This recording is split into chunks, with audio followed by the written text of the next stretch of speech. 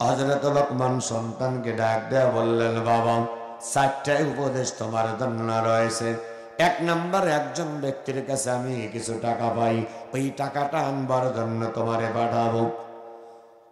সন্তান ডাক দেয়া বলে, লাব্বাইক আব্বাজান, আমি হাজির।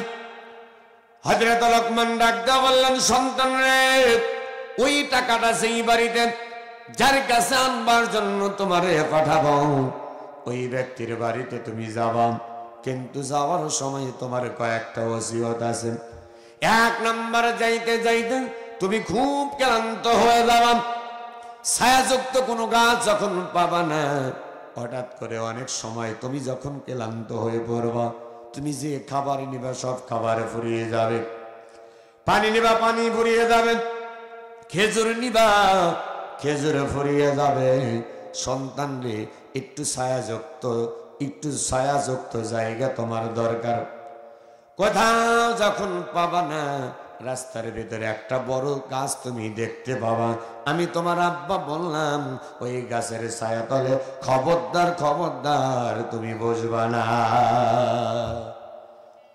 2 নাম্বার হলো, যাইতে যাইতে একটা গ্রাম দেখা যাবে, ওই গ্রামে তোমার সঙ্গে গ্রামের মানুষের পরিচয় হয়ে যাবে, মহব্বত বেড়ে যাবে, গ্রাম থেকে প্রস্তাব আসবে, ওই গ্রামে এত সুন্দর একটা মহিলা মানুষ আছে, মেয়ে কন্যা মানুষ আছে, সবাই মিলে ওই মেয়েটার সঙ্গে তোমাকে বিবাহ, তোমার সঙ্গে ওই মেয়েটাকে বিবাহ দেওয়ার জন্য বলবে।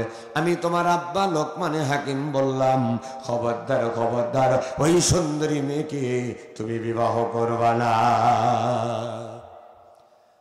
3 নাম্বার, যেই বাড়িতে টাকার জন্য যাবা, ওই বাড়িওয়ালা তোমার এত ভালোবাসবে, এত আদর আপ্যায়ন করবে, এত সুন্দর দেখাশোনা করবে। সন্তান, আমি তোমার আব্বা লোকমানে হাকিম বললাম, তোমাকে রাখার জন্য অনেক চেষ্টা করবে, কিন্তু না না, আমি তোমার বাবা হয়ে বললাম, আর রাত্রি বেলায় ওই বাড়িতে থাকা যাবে না।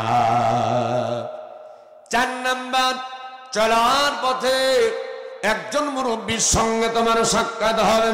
এ সন্তান, ওই মুরব্বী চাচা তোমাকে যা বলবে, তুমি মুরব্বী চাচার সব কথা মেনে নিবা। খবরদার খবরদার, মুরব্বীর কোনো কথা অমান্য করবা না। আওয়াজ দেখে একবার জোরে বলতে পারবেন মারহাবা? আর একটু জোরে কন মারহাবা। হযরত লোকমান হাকিম সন্তানকে উপদেশ দিয়ে দিলেন। সন্তান বাবার কাছ থেকে বিদায় নিয়ে আল্লাহর নামে বিসমিল্লাহি তাওয়াক্কালতু আলাল্লাহ বলে বাড়ি থেকে বের হয়ে গেল।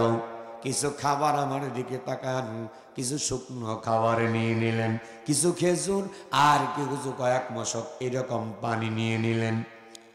বরফে রাস্তা চলছে, কয়েকদিন অতিবাহিত হয়ে গেল, 10-12 দিন পার হয়ে রাস্তা ফুরায় না, রাস্তা শেষ হয় না। হাঁটতে হাঁটতে শরীর যখন ক্লান্ত হয়ে গেছে, লোকমান হাকিমের সন্তান মনে হচ্ছে একটু যদি ঠান্ডাযুক্ত জায়গা পেতেন, ছায়াযুক্ত কোনো গাছ পেতেন, তাহলে আরাম করতেন। না না, শুধু ধুধু মরুভূমি, কোথাও কোনো গাছ গাছালি দেখা যায় না, অনেক দূর থেকে একটা গাছ দেখা যায়। মনে করেন আপনাদের বলিহার গ্রামে ভিক্ষা করতে আসছে, আসে না? যদি আসে হ্যাঁ না বলবেন, ইনশাল্লাহ একটা রেজাল্ট আসবে। ফকির যখন ভিক্ষা করতে আসছে, হাজী সাহেবের বাড়িতে 2টা টাকা ভিক্ষা দিছে। ফকির হাজী সাহেব ফকিরকে 2টা টাকা ভিক্ষা দিছে। ফকির বেটা নিয়ে বলছে, তাই তো তাই তো তাই তো। একটু ক্লিয়ার করো না ভাই, হ্যাঁ কাকা, ক্লিয়ার করো। তাই তো তাই তো তাই তো তাই তো, একটা ভাষা কয়বার? 3 বার বলছে। আর একবার গেছে, ভিক্ষা দেয় নাই, গলা ধাক্কা দিয়ে তাড়িয়ে দিছে। আমার দিকে ভিক্ষা দেয় নাই, গলা ধাক্কা দিয়ে তাড়িয়ে দিছে। এইরকম মানুষ বাংলাদেশে আছে না নাই? ভিক্ষা দেয় না, আরো বক বক করে, হ্যাঁ তো ভিক্ষা করতে এত গায়ে শক্তি আছে, আবার ভিক্ষা করতে চোখে আছে না? তেই বেচারা ভিক্ষা না দি গলা ধাক্কা দিয়ে তাড়িয়ে দিছে। ফকির বেটা একটা শব্দ, একটা ভাষা 3 বার বলছে, একটা বাক্য, তাই তো তাই তো তাই তো। সারাদিন ভিক্ষা করাবার পরে মাঝখানে অনেক বড় ফাঁকা জায়গা, যেমন মণিগ্রাম থেকে মাঝখানে আসতে বাঘাতে ফাঁকা জায়গা আছে না? আছে। চণ্ডীপুর বাজার থেকে লালপুর এই পাইকপাড়ার ভিতরে অনেক ফাঁকা জায়গা আছে না? সন্ধ্যার সময় ফাঁকা জায়গা। ফকির বেটা যখন পার হচ্ছে 6-7 জন যুবক মানুষ হাতের ভিতর অস্ত্র নিয়ে ফকিরে ধরছে, তোর কাছে যা আছে দে। এবার ফকির বেটা মাল দেখে, অস্ত্র দেখে থরথর করে কাঁপতেছে। বাবা মারিস না বাবা, যা আছে সব দিব, তো মারিস না আমার। ফকিরের ঝোলার ভিতর, টোপলার ভিতর, পকেটে যা আছে টাকা পয়সা, চাউল ডাউল সব দিয়ে দিছে। দেওয়ার পরে একটা ভাষা 3 বার বলছে, তাই তো তাই তো। আপনারা বলেন না তাই তো তাই তো? না, ভাবি কি একবারে মানা করে দিছে নাকি যে হুজুর যা বলতে বলে বলুক, খবরদার তুমি বলো না। তুমি যদি জোরে বলতে চাও গলা বসে যেতে পারে, চা খাওয়ার টাকা তো হুজুর দিবে না। ঠিক আছে, এমন কথা কি ভাবি বলে দিছে? নেই। তাহলে একটু জোরে বলবেন, কি বললেন? তাই তো তাই তো তাই তো। আচ্ছা, ফকির বেটা এই কথা বলে চলে যাচ্ছে। ডাকাতদের ভিতরে ডাকাতদের সর্দার আছে, সর্দারের ভিতরে মাথার ভিতর ক্যাশ করছে, কি ব্যাপার? ফকির বেটা তাই তো বললো, ঘটনা কি? উঠবেন? আচ্ছা আচ্ছা ভাই, গতবারও 10,000 দিয়েছিলেন না? তাই তো শুনলাম। ঠিক, সবকিছুই তো বাড়ে, খালি যে ইউনুস সরকার এসে আলুর দামটা কমছে।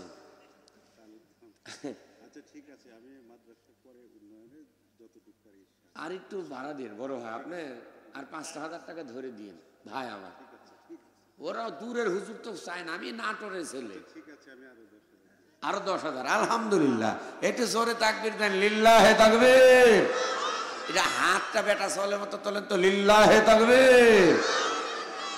খুশি তো আপনারা নাকি? আলহামদুলিল্লাহ। তাহলে এবার খুশি খুশি মনে জোরে জোরে বলবেন, কারণ যেদিন যে ছেলে বিয়ে করতে যায় ওর মোশানি আলাদা, ঠিক কিনা? তে মনে করবেন আপনারা আসছেন তাই। আচ্ছা, এবার সামনে আসেন, খাদিজা ভাই আসেন। হ্যাঁ আচ্ছা, বসেন। ফকির বেটা তাই তো বলে তিনি যখন চলে যাচ্ছেন, ডাকাতদের সর্দার ফকিরের ডাক, ফকির। কি বাবা? তে বলতেছে, তুমি যে তোমার ভিক্ষা করার টোপলা নিলাম দেখে তুমি তাই তো কি বর দোয়া দিলে? ফকির বলতেছে, তাই তো কোনদিন বর দেওয়া হয় নাকি? আমি যা বলছি তাই তো এ তো বর দোয়া টর দোয়া না। তার হাত চাপায় ধরতেছে, বলো না হলে যে জানে বাঁচতে চাইলে এর শানে নজরুলটা কি বলো? ফকির বেটা বলতেছে, বাবা মারবে না তো?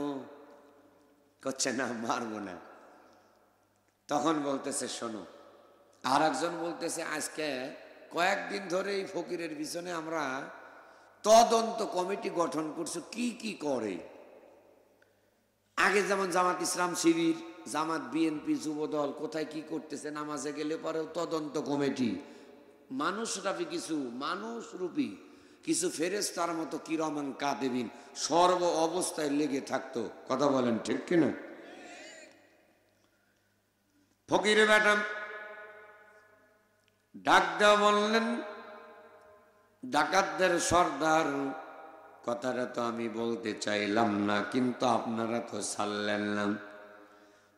সহকারী একজন বললেন, হুজুর এই ফকির বেটা সারাদিন অনেকগুলা বাড়িতে এমনটাই বলেছেন।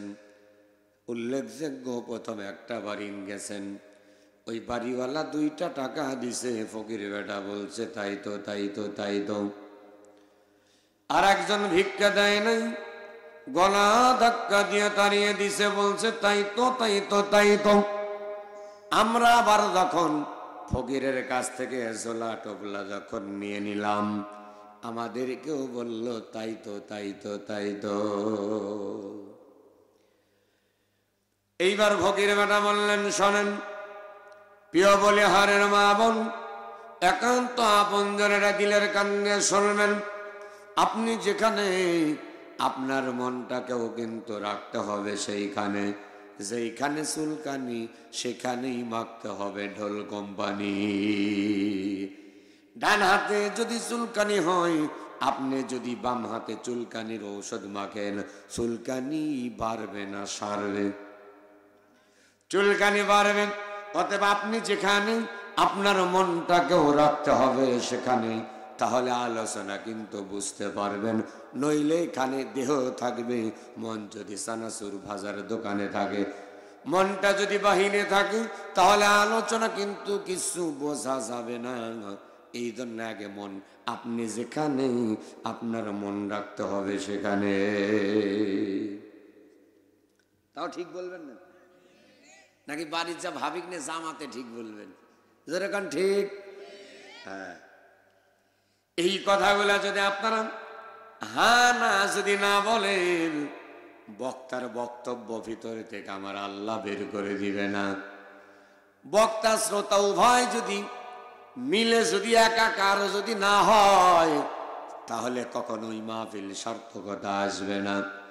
আমার এদিকে লক্ষ্য করেন, একটা গ্লাস ভর্তি পানি। কি পিছনের লোক বলে কি পানি? এটা আপনারা আমরা সবাই জানি। গ্লাসের ভিতর পানি, দেখবেন এর ভিতর 3 চামচ সুন্দর করে আমরা চিনি দিয়ে দিলাম। একটা চামচ দিয়ে 3টা ঘন্টন যখন মেরে দেব, তখন পানিও থাকবে না, চিনিও থাকবে না, হয়ে যাবে শরবত। আপনি আমি যদি কোরআন হাদিসের ভিতরে একাকার হয়ে যায় আলোচনা, আমি যদি মনোযোগ দিয়ে বলি, আপনারা যদি মনোযোগ দিয়ে শোনেন, তাহলে আমি আপনার শ্রোতা থাকবো না, আমরা উভয় পক্ষে কোরআনের প্রেমিক হয়ে যাবো। যেরকম সুবহানাল্লাহ।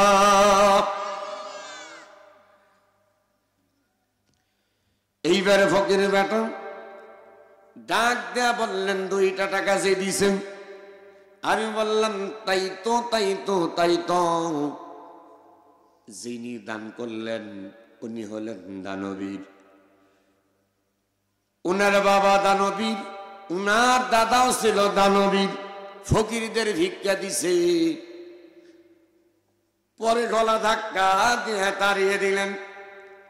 ভিক্ষা দেয় নাই।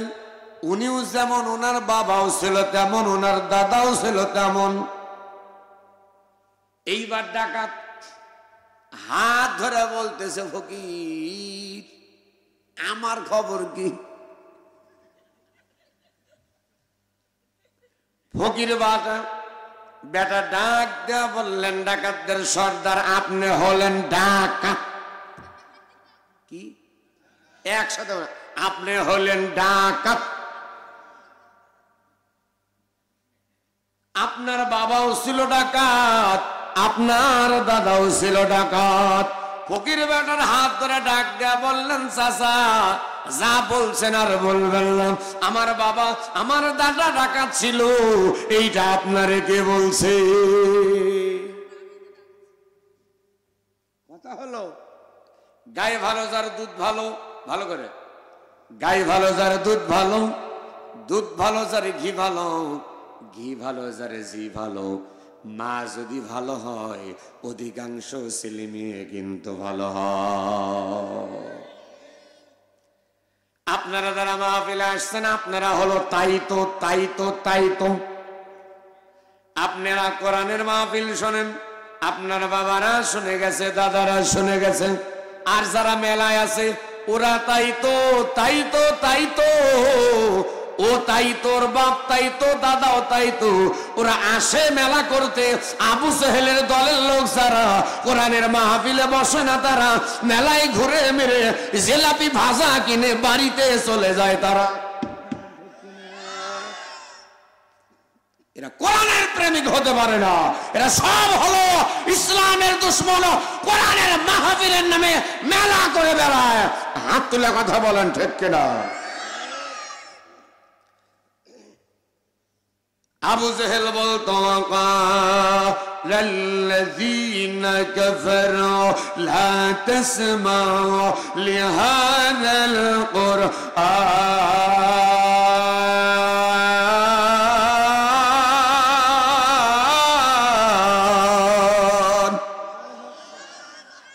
কি কোরআন তেলাওয়াত কি খুবই খারাপ লাগে নাকি?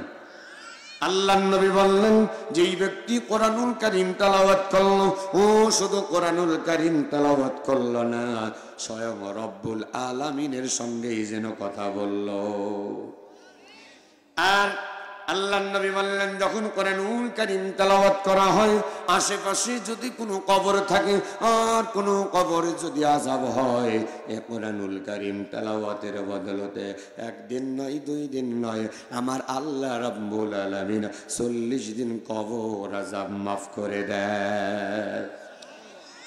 আই ছেলেরা, আই মেয়েরাম, আই ছেলেরা, আই মেয়েরাম, মাদ্রাসাতে যাই, শিখব মোরা এমন কালাম যার তুলনা না।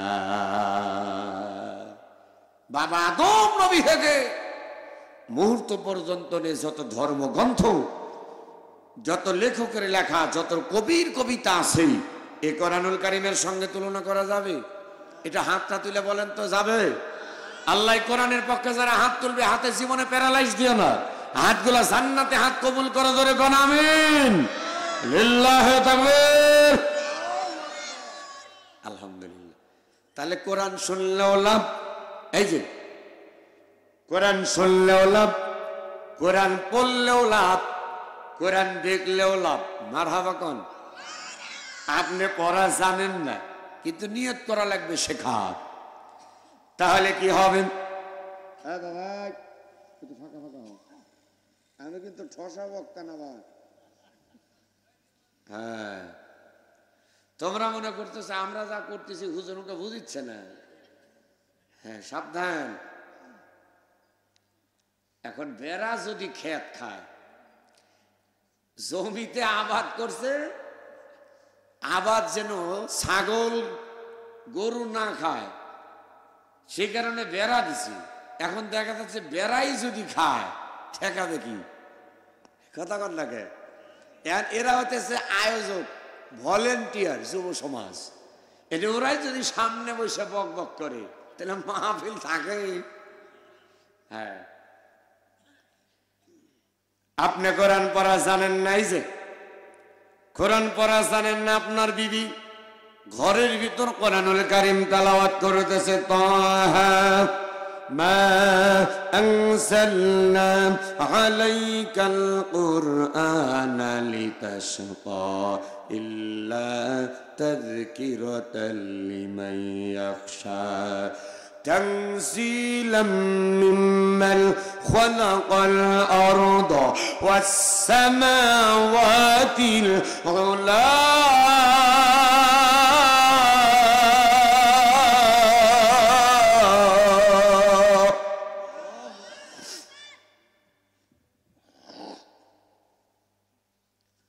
বিবিরে ডাক দা বললেন, বিবি এ কোরআন তো তুমি পড়ো, এত সুন্দর, এত সুমধুর কণ্ঠ তোমার, অথচ আমি কোরআন পড়া জানি না, আমারে কি একটু কোরআন তেলাওয়াত শেখানো যায়? কি যায়? যায়। হযরত আব্দুল্লাহ ইবনে জুবাইর সাহাবী, 7 নম্বর সাহাবী, দুনিয়া থাকতেই 10 জন আশারা মুবাশশারা,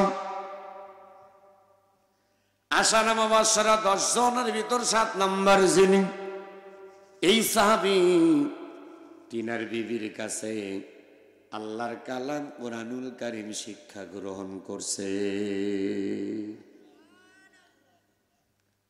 সুবহানাল্লাহ বলবেন না তো?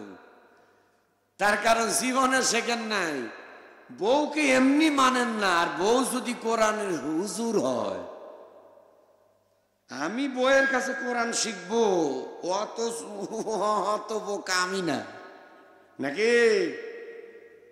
হ্যাঁ, হুজুর পাগল হয়ে গেছে।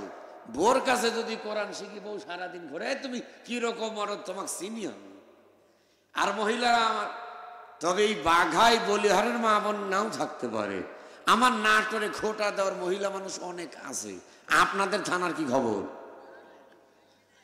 ওরা যদি শোনেন একটুখানি উপকার করছে, আর কখনো যদি একটু এদিক সেদিক হয়, হ্যাঁ তোর আমি এই করলাম ওই করে দিলাম, আর তুই আমার বিরুদ্ধে কথা কন না। আল্লাহর কালাম কোরআন আপনাদের বোঝানোর চেষ্টা করছি। এইবার সঙ্গে সঙ্গে আপনি বলবেন, বিবি রে একটু কোরআনটা আমার শিখাও, আগে আমি কোরআনটা দেখি। বিবি ডাক দিয়ে বললেন, স্বামী গো আপনি কোরআন দেখবেন ঠিক আছে, কিন্তু আপনার তো ওযু নাই। কি নাই? ওযু নাই। ওযু ছাড়া কোরআন ধরা যাবে না। তাড়াতাড়ি যান, ওযু করে আসেন। এবার স্বামী বলতেছে, বিবি রে ওযু করবো না দেখি তো ফজরের নামাজ পড়তে আমি উঠি না। ওযু করবো না বিধায় নামাজ পড়ার জন্য উঠি নাই। এত শীতের ভেতর ওযু করলে পারেন আমার ঠান্ডা লেগে যাবে। বিবি ডাক দেয়া বললেন, আমরা কত সকালে উঠে এত কাজ কাম করি, তারপরেও তো অত ঠান্ডা লাগে নাই। আল্লাহ তাকান, আল্লাহ নবী বললেন, উম্মত যখন কোন ব্যক্তি কোরআনুল কারীমের দিকে তাকাবে, আল্লাহ রাব্বুল আলামিন তাদের চোখের জ্যোতিটা আমার আল্লাহ নূর বাড়ায়া দিবে। আল্লাহু ওয়ালিয়ুল্লাযীনা আমানু ইখরিজুহুম মিনাল যুলুমাতি ইলাল্লাহ।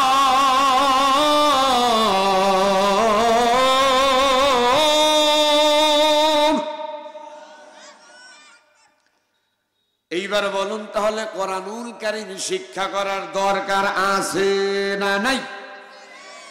যদি থাকে তাহলে আছে, আছে দুইবার বলবেন। কোরআনুল কারীম শেখার দরকার আছে না নাই? মাশাআল্লাহ, আওয়াজ বাড়ায় না ভাই?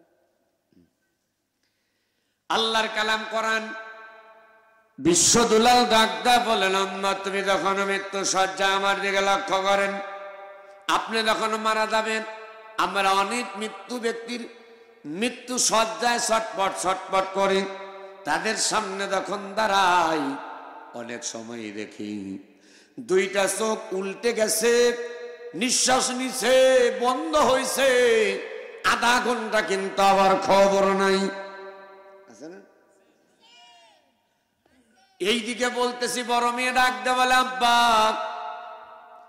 একটুখানি তাকান, আঙ্গুরের রস, এক চুমুক আঙ্গুরের রস নেন। বড় বৌমা ডাক দে বলতেছে, আব্বা বেদানা রস নিয়ে আসছি, একটু তাকান, এক ঢোক খান। না না, কোনোভাবেই যখন কথা বলে না। সবাই এইদিকে খবর হয়ে গেছে আব্দুর রহমানের বাবা নাই, মারা গেছে। ইন্না লিল্লাহি ওয়া ইন্না ইলাইহি রাজিউন নাকি বলছে। পনে এক ঘন্টা পর এরকম ঝাঁকি মেরে উঠছে। একবার জোরে কি বলতে পারবেন মারহাবা? এমন হয় কি হয় না? আল্লাহর রাসূল বললেন, এই কোরআনের কথা এত কেন বলতেছি বাবা? মাদ্রাসা হলো কোরআনের, মাহফিলটা হলো কোরআনের মাহফিল।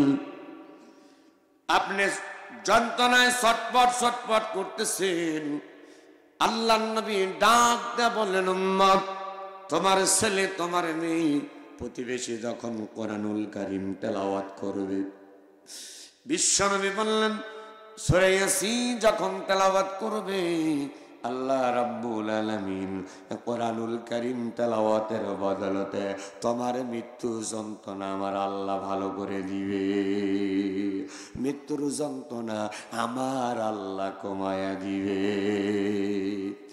এই সেই কোরআনুল কারীম আপনারা দেখলেন, কোরআনুল কারীমের মাহফিলে বসেছেন, রব্বুল আলামিন কোরআনুল কারীমের ভিতরে বললেন ওয়াইদা কুরআল কুরআনু ফাসতামিউ লাহু ওয়া আনসিতু লাআল্লাকুম তুরহামুন।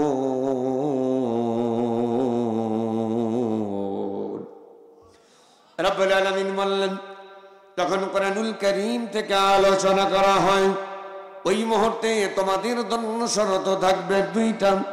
এক নাম্বার চুপ থাকতে হবে, দুই নাম্বার মনোযোগ দিয়ে শুনতে হবে।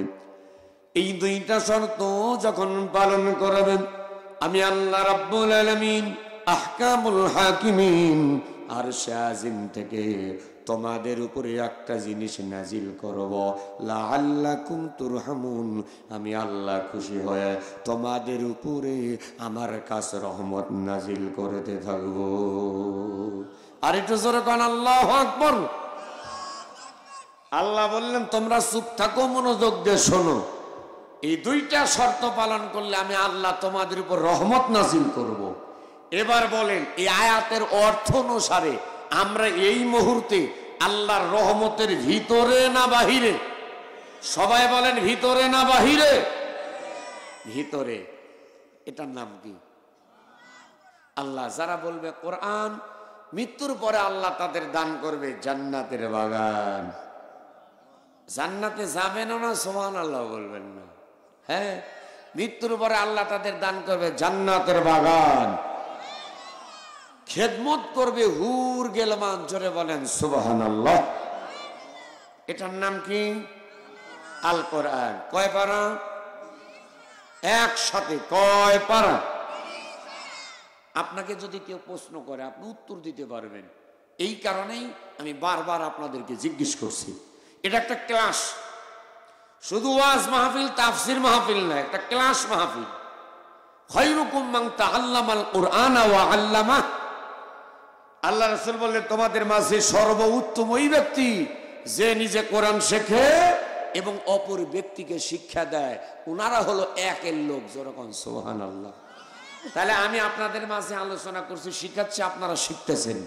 আমাদের হতে পারে পা ফাটা, কালো, কুচ্ছি চেহারা, গরিব মানুষ হতে পারি, কিন্তু আল্লাহর কোরআনের ছাত্র হওয়ার কারণে এই মুহূর্তে আমি এবং আপনারা আল্লাহর কাছে সবচাইতে দামি ব্যক্তি। যেরকম সুবহানাল্লাহ।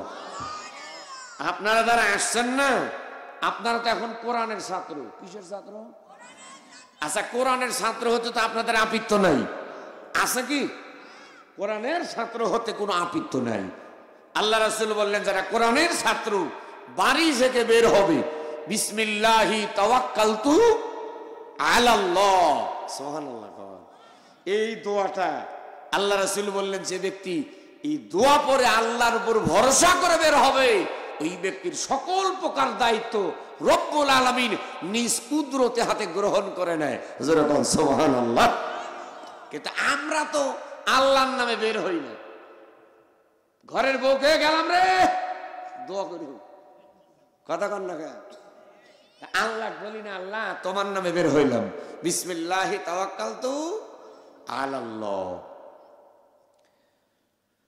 আল্লাহর নবী বললেন উম্মত তুমি যখন কোরআনুল কারীম শিক্ষা করবার জন্য, কোরআনের ছাত্র হবার জন্য বাড়ি থেকে যখন রাস্তায় বের হবা, প্রতি কদমে কদমে আমার আল্লাহ রব্বুল আলামিন তোমার আমলনামায় কমপক্ষে 10টা করে সওয়াব দিয়ে নিবে। শুধু 10টা সওয়াবই নয়, রব্বুল আলামিন ডাকদা বললেন হাবিবুল্লাহ আপনার উম্মত দিগকে বলে দেন আমি আল্লাহ রাব্বুল আলামিন পিছনের 10টা করে গুনাহ আমি আল্লাহ মাফ করে দেব। এখানেই ক্ষান্ত নয়, তুমি যে কোরআনুল কারীমের ছাত্র হলা, কোরআনের ছাত্র হওয়ার কারণে আল্লাহ রাব্বুল আলামিনের হাবিবুল্লাহ বলেন উম্মত কোরআনুল কারীমের ছাত্র যখন রাস্তা দিয়ে হেঁটে যায় আল্লাহর রহমতের নূরের ফেরেশতা তাদের পায়ের তলায় নূরের পর আমার আল্লাহ বিছায়া দেয়। এবার বলেন আপনাদের কি দাম আছে? কি মনে হচ্ছে?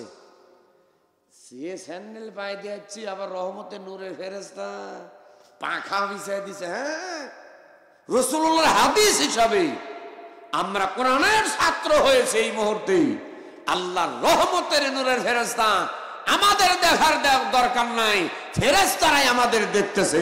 কথা বলেন ঠিক কিনা? এই সেই কোরআন। কোরআন হলো 30 পারা, 114টি সূরা, 2 ভাগে বিভক্ত।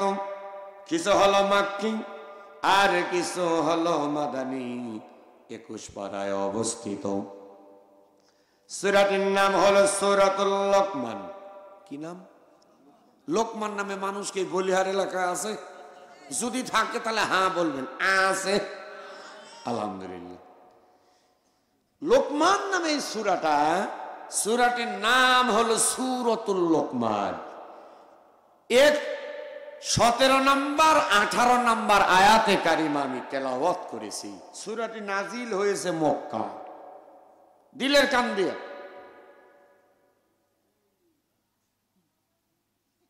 কারাগঠি ওই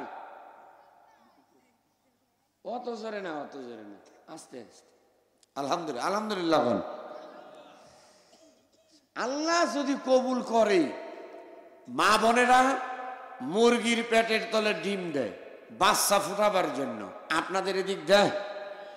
যেই ডিমটা ডানার তলে, পাখার তলে, পেটের তলে গরম পায়, ওষম পায়, তা পায়, ওই ডিমটাই বাচ্চা ফোটে। আর যেটা তা পায় না, গরম পায় না, ওষম পায় না, সাইড মারে, ওই ডিমটা ঘোলা ডিম, নষ্ট ডিম। ঠিক? ওই ডিম ভাঙলে পারে এত দুর্গন্ধ এলাকার থাকা যায় না। ঠিক? এটা রহমতের প্যান্ডেল। এই প্যান্ডেলের ভিতরে যারা বসবে তারা হলো রহমতের ফেরেশতা। আল্লাহর রহমতের ফেরেশতা তাদের ঘেরাও করে রাখবে, তাদের উপর রহমত নাজিল হবে, বরকত নাজিল হবে। যেরকম সুবহানাল্লাহ। ওই যে ভালো ডিমের মতো। আর ডাইনে বামে যারা এদিক সেদিক ঘোরাফেরা করবে, প্যান্ডেলে বসবে না, তারা হলো ওই যে নষ্ট ঘোলা ডিমের মতো। হ্যাঁ, রহমত কামাই করার জন্য প্যান্ডেলে বসতে হবে। সূরাটির নাম হলো সূরাতুল লোকমান। এই লোকমানের চেহারা কেমন ছিল একটু বলি। একেবারেই কালো। পৃথিবীর ভিতরে 3 জন ব্যক্তি সবচাইতে কালো। 1 নম্বর হলো হযরত লোকমান, 2 নম্বর হলো হযরত বিলাল, আর 3 নম্বর হলো হযরত ওমর ফারুক রাদিয়াল্লাহু তাআলা আনহুর একজন গোলাম, যার নাম হলো হযরতে মাহজাবা। লোকমান তার এই কপালটা একটুখানি বড় ছিল, ঘাটটা ছোট। অনেক মানুষ লম্বা কিন্তু ঘাড় ছোট হয় না। ধারণাই ঠিক। ছোট্টবেলায় যে লোকমান উর্দুম্বা রাখালগিরি করেছে, উর্দুম্বা চড়িয়েছে, আল্লাহ রাব্বুল আলামিন সেই উর্দুম্বার রাখাল লোকমানকে আজকে গোটা বিশ্বের জন্য লোকমান হাকিম হিসাবে তৈরি করেছেন। যেরকম আল্লাহু আকবার। সব মানুষ হতভম্ব হয়ে গেছে। বলে কি? বলে হ্যাঁ। তার কারণ হলো আমাদের দেশে অনেক মানুষ একসঙ্গে প্রাইমারিতে লেখাপড়া করে। কিছু কিছু মানুষ পাট হয়, ধান আবাদ করে, কেউ কেউ কিন্তু হেড মিস্ত্রি, রাজমিস্ত্রি হয়, কেউ কেউ টাইলস মিস্ত্রি, কেউ ডাক্তার, কেউ ইঞ্জিনিয়ার, কেউ মাস্টার, আবার কেউ প্রফেসর, আবার কেউ ঢাকা শহরে গিয়ে অনেক বড় স্যার হয় না? হয়।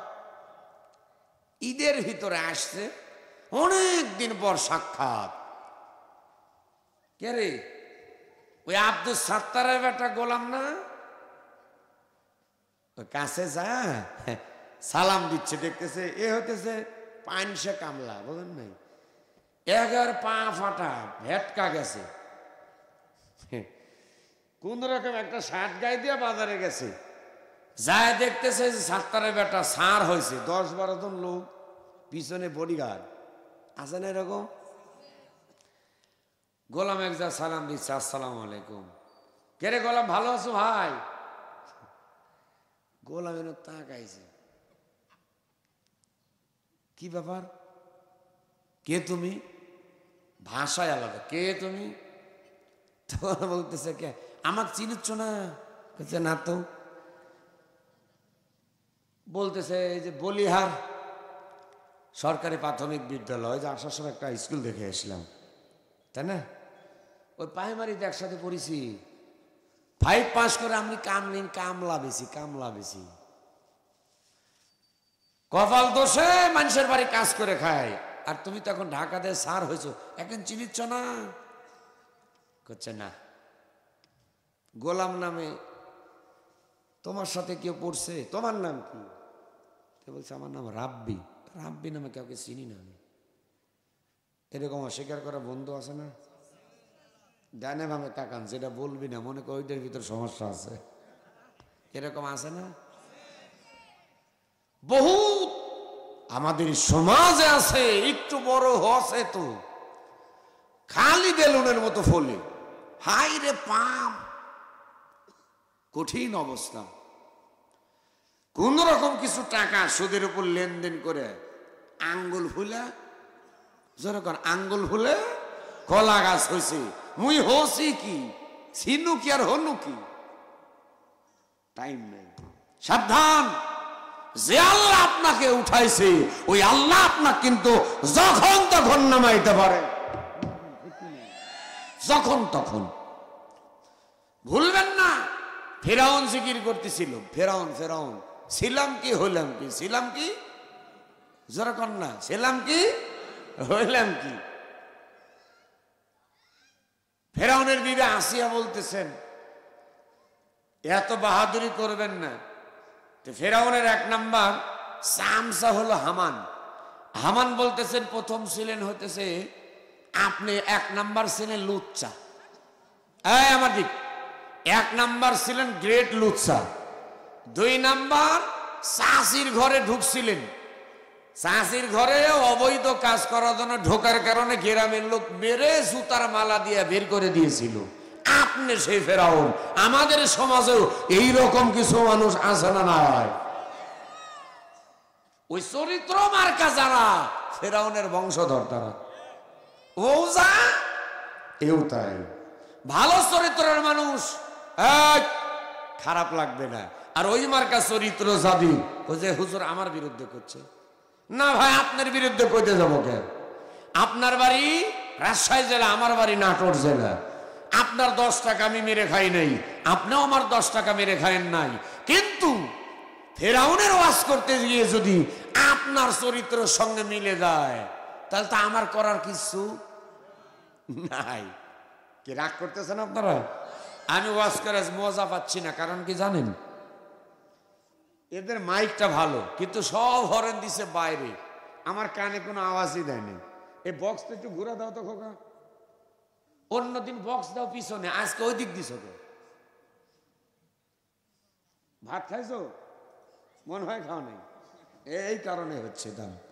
হ্যাঁ জি, একটুখানি জিকির লা ইলাহা, একসঙ্গে লা ইলাহা ইল্লাল্লাহ, লা ইলাহা।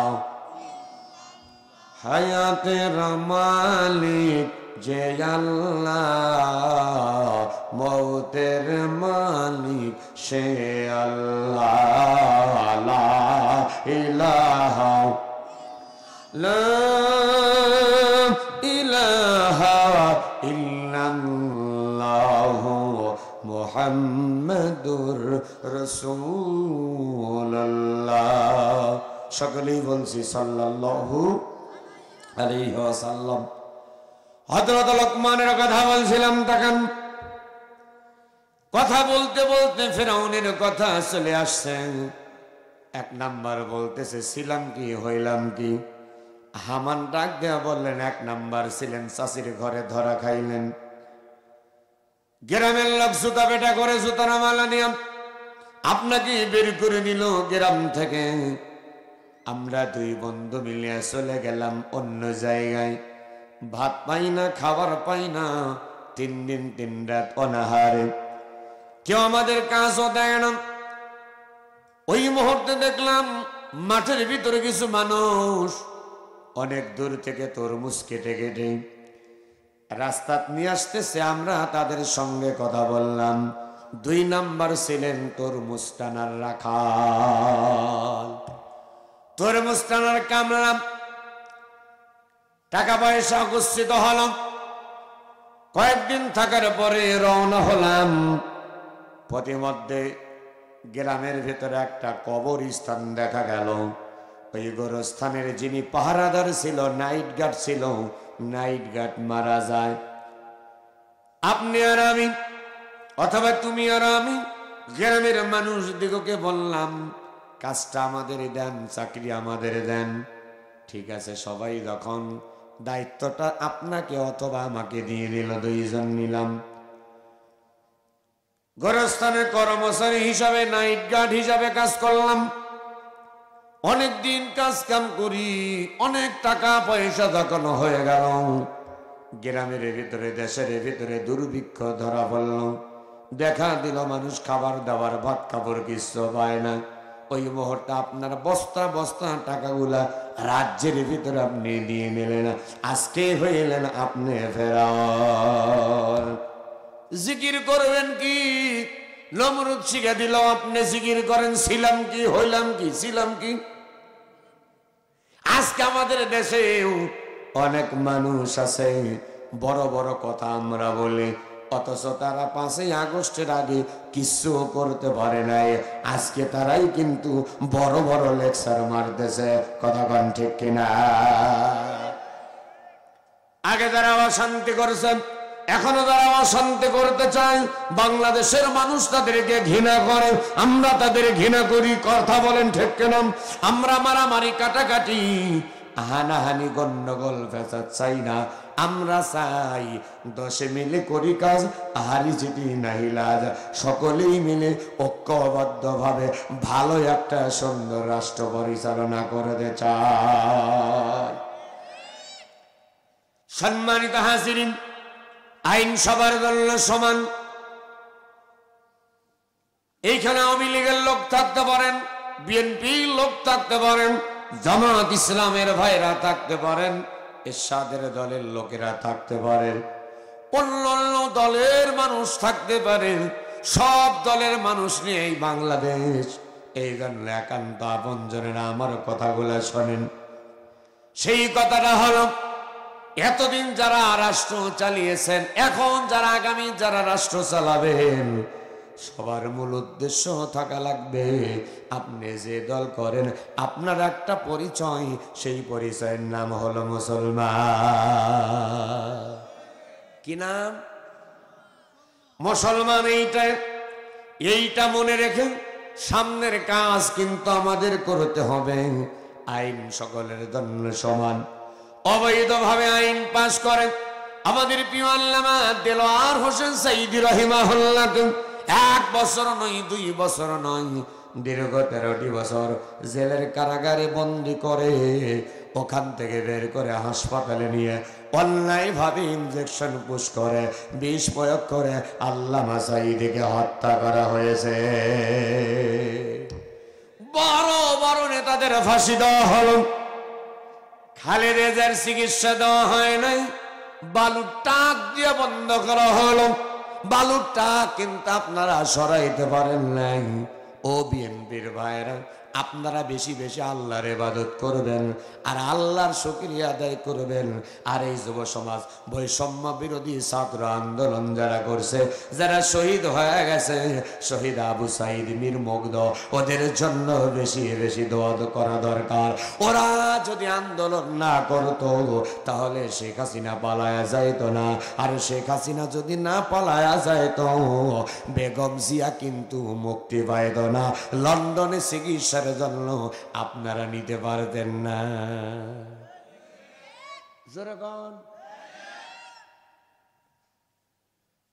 তাহলে উনি আসামি সাবেক স্বরাষ্ট্রমন্ত্রী লুৎফুজ্জামান বাবর, তিনিও কিন্তু ফাঁসির আসামি। নির্বাহী প্রধান উপদেষ্টার ক্ষমতা বলে, উপদেষ্টা মণ্ডলের ক্ষমতা বলে, আপনারা সব আইন প্রক্রিয়া বন্ধ করে দিয়ে তাদেরকে আপনারা দিয়ে দিলেন, মুক্তি দিয়ে দিলেন। মুক্তি হলো, কিন্তু বিএনপির মুক্তি হয়, জামাত ইসলামের নেতাদের কেন মুক্তি হয় না? কথা কন না কে? তার কারণ হলো এটিএম আজহারুল ইসলাম ভাই, তিনি একজন নিরপরাধ মানুষ। স্বৈরাচারীরা অন্যায়ভাবে ওদেরকে দিয়ে গেছেন। এরা যদি মুক্তি পায় এরাও মুক্তি পাবে। আল্লাহর কালাম কোরআনুল কারীম থেকে কথা বলছি দাদু ভাই, সবার জন্য আইনকে শ্রদ্ধা রেখে বলছি, উনাদের মুক্তি যেমন দিয়েছেন আমাদের নেতা এটিএম আজহারুল ইসলামের মুক্তি আমরা চাই। হাতটা তুলে কথা কি বলা যায়, ঠিক কিনা? অন্যায় ভাবে যত মানুষদেরকে জেলের কারাগারে, এই যে আমার নাটোর জেলার সাবেক শিবির সভাপতি জনাব মহসিন আলম ভাই, একটা বাপের একটা সন্তান, বাপও জেলখানায়, সন্তানও জেলখানায়। মারামারি করছে কালাম গ্রুপ আর মারামারি করছে বকুল গ্রুপ। এক গ্রুপের লোক হয় আর এক গ্রুপের লোককে মারছে, আর একজনের কর্মীকে মারছে। অথচ জামাত ইসলাম শিবির করার কারণে তাদের নামে মিথ্যা মামলা দিয়া যাবজ্জীবন কারাদণ্ড দিয়েছে। ঘৃণা করি, ঘৃণা করি এই সমস্ত বাতিল, এই সমস্ত অন্যায় জঘন্যতম কাজ যারা করছে ওদেরকে ধরে এনে আইনের আওতায় আনা হোক। আর যাদেরকে অন্যায় ভাবে মিথ্যা মামলা দিয়া ধরে আটকা রাখা হয়েছে তাদেরকে তাড়াতাড়ি মুক্ত করা হোক। কথা বলেন ঠিক কিনা? আমার বাপজান একান্ত বন্ধনেরা, লোকমান হাকিম ওই আল্লাহর বান্দারে ডাক দিয়ে বললেন, আল্লাহর বান্দা শোনেন, ছোটবেলায় আমি ছিলাম লোকমান, উট দুম্বা রাখালগিরি করেছি। আল্লাহ রাব্বুল আলামিন আমাকে কবুল করেছেন, এখন আমি হলাম লোকমানে হাকিম। এই লোকমানে হাকিম সন্তানকে ডাক দিলেন।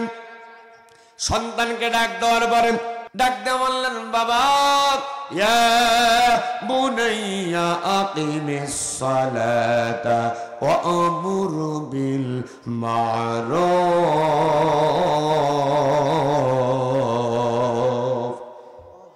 ইয়া বুনাইয়া আকিমিস সালাতা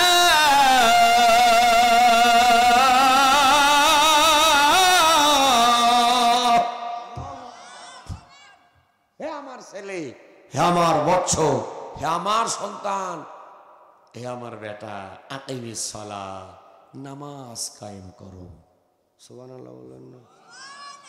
হুজুরের যে কথা, আমি নিজেই নামাজ পড়ি না, আবার ছেলে নামাজের কথা বলবো, এরকম বাবা আছি না নাই?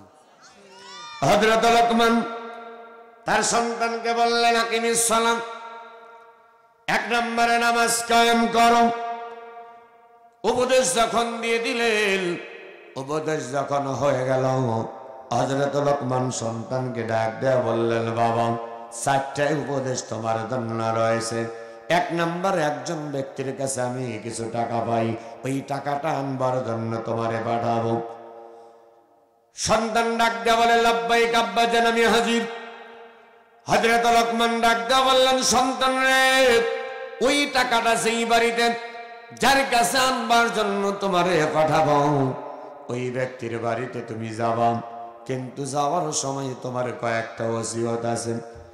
এক নম্বর, যাইতে যাইতে তুমি খুব ক্লান্ত হয়ে যাবা, ছায়াযুক্ত কোনো গাছ যখন পাবা না, হঠাৎ করে অনেক সময় তুমি যখন ক্লান্ত হয়ে পড়বা, তুমি যে খাবার নিবা সব খাবারে ফুরিয়ে যাবে, পানি নিবা পানি ফুরিয়ে যাবে, খেজুর নিবা খেজুরে ফুরিয়ে যাবে। সন্তান রে, একটু ছায়াযুক্ত জায়গা তোমার দরকার। কোথাও যখন পাবা না, রাস্তার ভিতরে একটা বড় গাছ তুমি দেখতে পাবা, আমি তোমার আব্বা বললাম ওই গাছের ছায়া তলে খবরদার তুমি বসবা না। 2 নাম্বার হলো, যাইতে যাইতে একটা গ্রাম দেখা যাবে, ওই গ্রামে তোমার সঙ্গে গ্রামের মানুষের পরিচয় হয়ে যাবে, মোহাব্বত বেড়ে যাবে, গ্রাম থেকে প্রস্তাব আসবে। ওই গ্রামে এত সুন্দর একটা মহিলা মানুষ আছে, মেয়ে কন্যা মানুষ আছে, সবাই মিলে ওই মেয়েটার সঙ্গে তোমাকে তোমার সঙ্গে ওই মেয়েটাকে বিবাহ দেওয়ার জন্য বলবে। আমি তোমার আব্বা লোকমানে হাকিম বললাম, খবরদার ওই সুন্দরী মেয়েকে তুমি বিবাহ করবা না। 3 নাম্বার, যেই বাড়িতে টাকার জন্য যাবা, ওই বাড়িওয়ালা তোমার এত ভালোবাসবে, এত আদর আপ্যায়ন করবে, এত সুন্দর দেখাশোনা করবে। সন্তান, আমি তোমার আব্বা লোকমানে হাকিম বললাম, তোমাকে রাখার জন্য অনেক চেষ্টা করবে, কিন্তু না, আমি তোমার বাবা হয়ে বললাম, আর রাত্রি বেলায় ওই বাড়িতে থাকা যাবে না। 4 নাম্বার, চলার পথে একজন মুরব্বীর সঙ্গে তোমার সাক্ষাৎ হবে। এ সন্তান, ওই মুরব্বী চাচা তোমাকে যা বলবে তুমি মুরব্বী চাচার সব কথা মেনে নিবা। খবরদার মুরব্বীর কোনো কথা অমান্য করবা না। আওয়াজ দেখে একবার জোরে বলতে পারবেন মারহাবা? আর একটু জোরে কন মারহাবা। হযরত লোকমান হাকিম সন্তানকে উপদেশ দিয়ে দিলেন। সন্তান বাবার কাছ থেকে বিদায় নিয়ে আল্লাহর নামে বিসমিল্লাহি তাওয়াক্কালতু আলাল্লাহ বলে বাড়ি থেকে বের হয়ে গেল। কিছু খাবার আমার দিকে তাকান, কিছু শুকনো খাবার নিয়ে নিলেন, কিছু খেজুর আর কিছু কয়েক মশক এরকম পানি নিয়ে নিলেন। বরফে রাস্তা চলছে, কয়েকদিন অতিবাহিত হয়ে গেল, 10-12 দিন পার হয়ে রাস্তা ফুরায় না, রাস্তা শেষ হয় না। হাঁটতে হাঁটতে শরীর যখন ক্লান্ত হয়ে গেছে, লোকমান হাকিমের সন্তান মনে হচ্ছে একটু যদি ঠান্ডাযুক্ত জায়গা পেতেন, ছায়াযুক্ত কোনো গাছ পেতেন, তাহলে আরাম করতেন। না, শুধু ধুধু মরুভূমি, কোথাও কোনো গাছ গাছালি দেখা যায় না। অনেক দূর থেকে একটা গাছ দেখা যায়। চলে গেলেন ওই গাছের কাছে গিয়ে, গাছের গোড়ায় তখন বসবেন। বাবা যে মানা করছে, অনেক সময় মানুষ বিপদে পড়লে মনে থাকে। আর একটু জোরে বলেন, মনে থাকে কি? ও শেষ করে দেব? ও আচ্ছা, এই তো রাগ করতেছেন আপনারা? একটা সুন্দর শিক্ষা দেখেন কি অবস্থায়।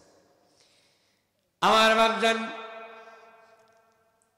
এলাকার লোকজনই কম না, বুঝতে পারলাম। মানে আসার সময় দেখলাম এই সমাজটা মনে হয় অধিকাংশ হিন্দু সমাজ, এই যে পার। হ্যাঁ, তাদের জন্য কোরআনের দাওয়াত, কারণ আমার রসুল কোরআনের দাওয়াত কাফের মুশরিকদের কাছে দিয়েছেন। কথা কোন ঠিক কিনা? কিন্তু আমরা নামধারী মুসলমান, আমরা ইসলাম মানতে চাই না। আমাদের ইমানকে মজবুত করার জন্য কোরআনের আলোচনা বেশি বেশি দরকার আছে না নাই? হিন্দুরা কিন্তু কোনোদিন মসজিদে নামাজে আসে? কথা কন না।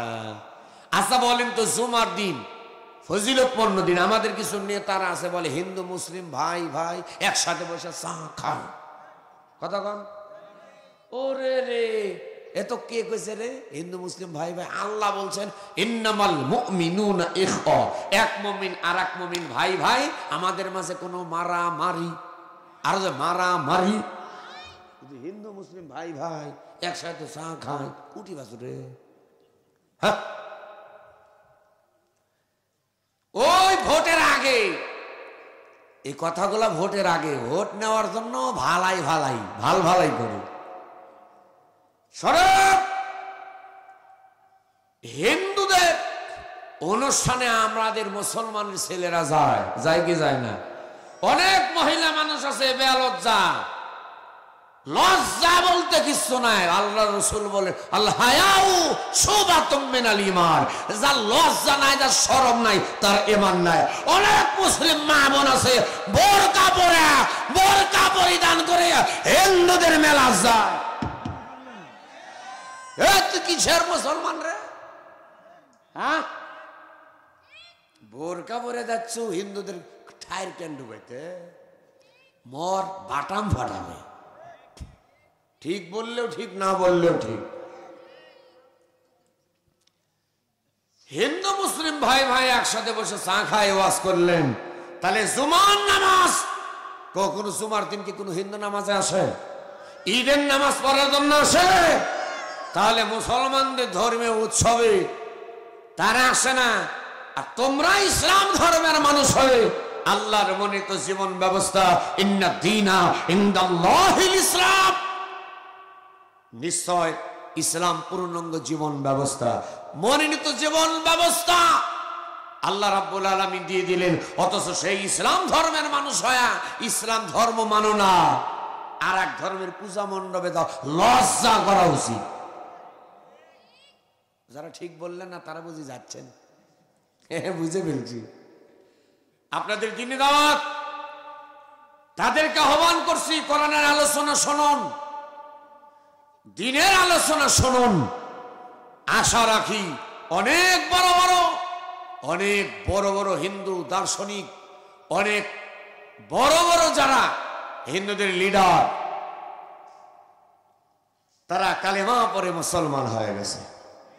সুবহানাল্লাহ। কোন এই কোরআনের কাছে আসেন, কোরআনুল কারীম আপনাদের হেদায়েতের নূর আলো জ্বালায়া দিবে। মা বোনদের বলছে, মায়েরা আপনারা বেশি বেশি আল্লাহর কালাম কোরআনের ক্লাসে বসেন, কোরআনের বৈঠক দেন, তালিম করেন। মহিলারা কোরআনের জ্ঞান চর্চা করবে, এতে কি ভালো না খারাপ? তাহলে কি হবে? কোরআনের তালিম অর্থ সহকারে পড়বে। ফি নারি জাহান্নাম, জাহান্নামটা কি হবে? জাহান্নামে জানা হবে। তখন আর টেলিভিশনের সময় হবে না, তখন আর এই যে ভুরু কামাবে না, বক কাটিং চুল সামনে কাটবে না, সব ঠিক হয়ে যাবে। কথা বলেন ঠিক কি না? হ্যাঁ, মোবাইলে গেম খেলার সময় আছে, সাবধান। রাগ করলেন নাকি আমার বাপজান? এইবার লোকমান হাকিমের সন্তান মানুষ যখন অনেক সময় বিপদে পড়ে যায়, অনেক কিছু কিন্তু ভুলে যায়। যেমনে ভাবে বগুড়ায় মাহফিল করবার জন্য গিয়েছিলাম, ফেরার পথে হঠাৎ করে সামনে একটা ট্রাকের সামনে গাড়ি একটা গাছ ফেলে দিছে। আমার গাড়ি আলো যখন মারছে, মারার সঙ্গে সঙ্গে চোখ জ্বলে উঠছে। দিতে দিতে 15-20 জন হাজির। হ্যাঁ, আমি সালাম দিলাম, আসসালামু আলাইকুম ওয়া রাহমাতুল্লাহ। ওয়ালাইকুম আসসালাম। বললাম, ভাই আমি মিজানুর রহমান নাটোরি। কয়, চিনি হুজুর। চিনি হুজুর। তো বললাম, ভাই যে মহিষামুরা আলোচনা ওয়াজ মাহফিল ছিল এখানে নাচছিলাম ভাই। কইছে, জানি হুজুর। আমাকে চেনে, আমি যে ওয়াজ করতে আসছি তাও জানে। এবার হুজুর যা আছে দেন। আমার হাতে মোবাইল ছিল, তবে ওরা ডাকাত হলে একটু ভালো দেখলাম। প্রফেসর ভাই পিছনে কে? এই সামনে দেখা আছে, এটা আছে সামনের ভাই, এটা ভাইরা ভাই আছেন। এই যে এটা হচ্ছে আমার হাজী সাহেব, আলহামদুলিল্লাহ। হুজুর যা আছে দেন। টাকা পয়সা যেগুলো ওয়াজ করা ছিল ভাই, আর 4 দিন নিয়ে যাই, গাড়ি নিয়ে চলা তো, সব অপারেশন সাকসেসফুল দিয়ে দিলাম, আলহামদুলিল্লাহ। হুজুরে টাকা দিতেছে, আলহামদুলিল্লাহ। তাইলে ওই লোক হুজুরে কিরম ভালোবাসা বুঝতেছেন? হায় হায় হায় রে, টাকা পয়সা ব্যাস। গত 3 দিন আগে দেখলাম ঢাকার এক বক্তা আমার জহিরুল ইসলাম জেহাদি ভাই, তিনি গাজীপুর ওয়াজ করে যাচ্ছিলেন, প্রতিমধ্যে কিছু সন্ত্রাসী তাকে ধরছে, কোবাইছে, মাথা দিয়ে দেখলাম একে রক্তাক্ত করছে। তা আমি ভাবলাম হয়তো টাকা পয়সা একটু বেশি ছিল, মোবাইল বা গাড়িতে আনুষঙ্গিক আরো কিছু বেশি থাকতেই পারে। কি থাকে কি থাকে না? ড্রাইভার ক্যামেরা থাকে, একটা ক্যামেরার এই যে ধরেন 2টা মিডিয়া আসছে আমার, এক একটা ক্যামেরার দাম 60-70 হাজার টাকা। এখন ওরা দিন প্রচারের পাশাপাশি কিছু কামাই, যত ভিউ হলে ওখান থেকে কিছু আল্লাহ রিজিকের ব্যবস্থা করে দেয়। এখন মনে করেন 1 লাখ টাকার একটা ক্যামেরা যদি যায়, তাহলে ওদের অনেক লস না, অনেক ক্ষতি পড়ে যাবে।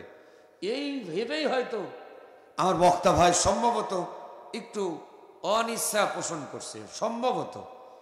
তা আমি দেখলাম ছবিতে তাকে অনেক মারধর করছে, মাথাটা একবারে কেটে এরকম ফাঁক করে দিছে। নাউজুবিল্লাহ। আমাদের দেশে যদি ইসলামী রাষ্ট্র কায়েম হতো, তাহলে রাস্তাঘাটে আলেম ওলামার গায়ে এরকম হাত দিতে পারতো। শুধু আলেম না, একটা কামলা, একটা ফকিরও যদি হেঁটে যায়, নিরাপত্তার সঙ্গে যাবে। কারণ অন্যায় ভাবে কারোর গায়ে যদি কেউ হাত দেয়, কেউ যদি কারোর হাত কেটে দেয়, আল্লাহর কোরআনের আয়াত, ওয়াকাতাবনা আলাইহিম ফিহা আন্নান নাফসা বিন নাফস ওয়াল আইনা বিল আইন ওয়াল আনফা বিল আনফ ওয়াল উযুনা বিল উযুন ওয়াস সিন্না বিস সিন্নি ওয়াল জুরুহা কিসাস। কোরআনের আইন যখন পাশ হবে, হাতের বদলে হাত, পায়ের বদলে পা, চোখের বদলে চোখ, দাঁতের বদলে দাঁত, নাকের বদলে নাক, কানের বদলে কান, হত্যার বদলে মার যখন শুরু হবে, কোপের বদলে কোপ যখন শুরু হবে, 1 জানুয়ারির বাচ্চাকেও বাংলাদেশে দুর্নীতিবাজকে আর খুঁজে পাওয়া যাবে না, যাবে না। তুলা কথা বলেন ঠিক কিনা? এই দেখেন একজন আলেমকে কিভাবে মারছে, দেখছেন? দেখেন ঘরে যা টাকা দিও দেখাবো না। লিল্লাহে তাকবীর। হযরত লোকমান হাকিমের সন্তান বিপদে পড়ে গেছে, ভুলে গেছে, বাবার কথা মনে নেই। বাবা বলছে গাছের গোড়ায় বসা যাবে, বসার জন্য যখন নিয়ত করছে, একটুখানি যখন বাঁকা হয়ে গেছে, হঠাৎ করে লোকমান হাকিমের সন্তানের মনে পড়ে গেছে, আমার আব্বা না বলছে এই গাছের গোড়ায় বসা যাবে। জোরে না বললে ওয়াজ বন্ধ হয়ে যাবে। এইবার সন্তান মনে পড়ে গেছে, আমার আব্বা জান বলছে এই গাছের গোড়ায় বসা যাবে। লাফ মারছে, দাঁড়িয়ে গেছে। দূর থেকে একজন মুরব্বী সামনে এসে যখন হাজির, সালাম যখন দিয়ে দিলেন, ওই মুরব্বী চাচা ডাক দেয়া বললেন, ও ভাতিজা, আমি দূর থেকে লক্ষ্য করে দেখলাম তুমি গাছের গোড়ায় বসতেছে, কেন তুমি আবার উঠে দাঁড়াইলা?